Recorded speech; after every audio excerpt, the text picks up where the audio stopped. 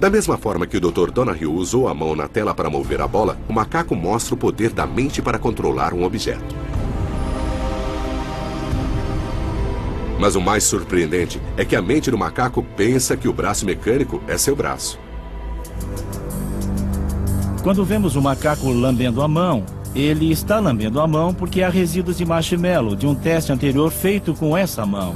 E então, o macaco decide que em vez de pegar o outro marshmallow, ele prefere lamber a mão.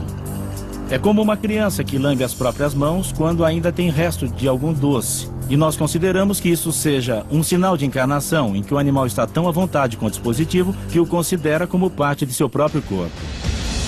Quando a linha entre mente e máquina desaparece, podemos imaginar aplicações futuras.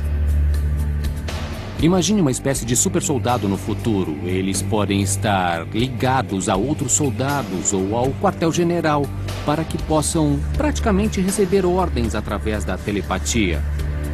Seria fantástico se um dia nós pudermos interagir com as máquinas diretamente para não termos que olhar para as telas e assim navegarmos na internet, ligando alguma coisa na parte de trás das nossas cabeças. É possível que os hackers do futuro consigam espionar dentro de nossas próprias mentes e assim descobrir nossos segredos. Será que precisaríamos criar algum tipo de firewall mental para impedir que outras pessoas entrem nas nossas cabeças? Esse dia pode estar se aproximando, pois já podemos enviar uma mensagem de texto só de pensar nisso através de um chip implantado no cérebro. Mas talvez nem precisemos do chip. Uma empresa já está desenvolvendo uma tecnologia portátil que pode interceptar os pensamentos sem implantes cirúrgicos. O áudio é um pequeno sensor que fica sobre a superfície da pele, acima das cordas vocais, e capta a atividade do sinal que o cérebro envia para as cordas vocais quando nós falamos normalmente. Mas no caso do áudio, o sensor ele é tão sensível que não requer que a pessoa realmente fale para reproduzir uma conversa. Callahan projetou um sensor que pode ler os sinais do cérebro. Mas como? O cérebro é o centro de controle da fala. Quando nos comunicamos, o cérebro indica à boca o que dizer. Assim, a fala é formada pelos pensamentos enviados a nossas cordas vocais através de sinais nervosos que são convertidos em palavras. Como o áudio é projetado para pessoas que perderam a capacidade de falar, ele é usado em volta do pescoço e colocado sobre as cordas vocais, onde as terminações nervosas emitem os sinais associados à fala. Por exemplo, quando pensamos em dizer laranja, o cérebro envia a mensagem para a laringe, mesmo que não exista laringe ou ela esteja danificada. O áudio capta o impulso nervoso e um pequeno computador traduz o pensamento na palavra laranja. Nada precisa ser implantado. O sensor apenas deve estar na superfície da pele, perto dos nervos. É um avanço enorme. A capacidade de ler pensamentos do áudio tem profundas implicações. Para uma vítima de paralisia, significa comandar a cadeira de rodas sem a necessidade de pronunciar as ordens. O assistente de Callahan faz uma demonstração. Com o dispositivo preso sobre a laringe e conectado ao computador que comanda o motor da cadeira, ele faz a cadeira de rodas se mover usando apenas os impulsos elétricos do cérebro. Esse aplicativo funciona do seguinte modo. O dispositivo do áudio está no pescoço de Ethan e ele capta a atividade que o cérebro envia para as cordas vocais. Quando ele diz palavras de comando, como para frente, para trás, parar, esquerda ou direita, elas são traduzidas pelo computador. E o computador mapeia esses comandos direcionais que a cadeira de rodas interpreta, como aconteceria com um joystick comum, com exceção de que aqui, Ethan não precisa se mover fisicamente para conseguir operar a cadeira. O surpreendente é que o áudio pode dar a uma pessoa com paralisia que perdeu a capacidade de falar o poder de voltar a conversar. Em vez de soletrar palavras letra por letra, o usuário pensa na fonética que compõe a linguagem. Para demonstrar a capacidade do áudio de captar nossos pensamentos, Callahan preparou um experimento tão radical que beira o impossível. Ele vai desafiar Ethan a fazer uma ligação telefônica sem usar a fala, comunicando-se apenas pelo pensamento. Se for bem sucedido, a sociedade entrará em um admirável mundo novo. Alô? E depois, a Força Aérea desenvolveu uma arma ultra secreta que envia vozes à sua cabeça e controla a sua mente. Controle do pensamento. Michael Callahan inventou um dispositivo que pode escutar nossos pensamentos. E para demonstrar essa incrível capacidade, ele pediu que seu assistente fizesse uma ligação telefônica usando apenas a mente. Frases foram programadas em um computador portátil.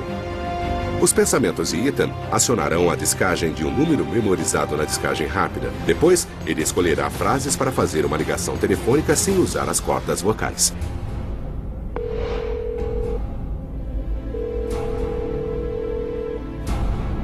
Alô? Oi, Michael. Tudo bem? Tudo bem, e você? Se lembra da primeira ligação telefônica de Alexander Graham Bell? Sim, eu me lembro. Michael, vem aqui, eu quero te ver. Tá legal. Isto é apenas uma demonstração do que nós podemos fazer usando esse tipo de tecnologia. Muitas vezes me perguntam se o áudio capta meus pensamentos, minhas ideias, e a resposta é, com certeza não.